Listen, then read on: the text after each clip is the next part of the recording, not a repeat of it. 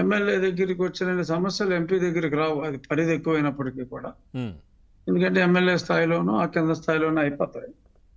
But ఇక్కడ ఒక ఎమ్మెల్యేగా మరి ఇక్కడ ఈ నియోజకవర్గంలో మరి గత 7, 8 సంవత్సరాలుగా ఈ కెనాల్స్, డ్రైన్స్ ఎక్కడ పట్టించుకున్న పాపాన పోలా. హ్మ్. ఆహ్, మాకు బేసిక్‌గా మాకున్నది వ్యవసాయం, అగ్రికల్చర్, ఆక్వాకల్చర్ ఈ రెండే. అండ్ ఈ రెండిట్లకి బేస్ అయిన ఇండస్ట్రీస్.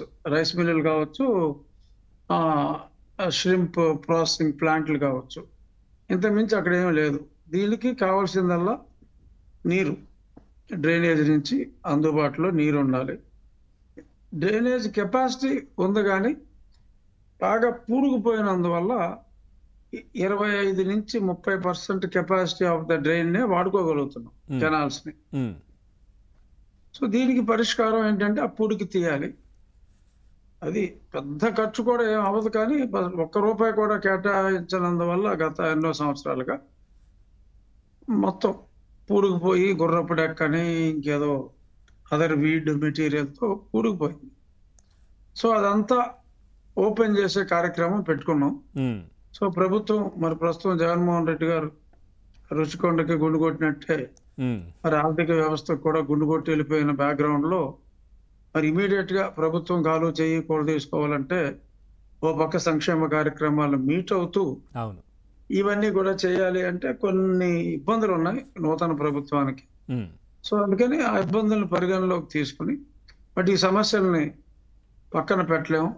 మరి రైతులు దెబ్బతినకూడదు కాబట్టి, నేనే ఒక చొరవ తీసుకొని మా కలెక్టర్ గారు ఆయన చాలా అభ్యుదయ భావాలు కలిగిన వ్యక్తి, కుర్రోడు. ఆఫ్‌కోర్స్ ఆయన ఇప్పుడు ట్రాన్స్‌ఫర్ అయ్యాడు. ఇంకొక కొత్త కలెక్టర్ గారు వచ్చారు. ఆవిడ కూడా లేడీ కలెక్టర్ గారు. ఆవిడ కూడా very progressive. I had interacted with her.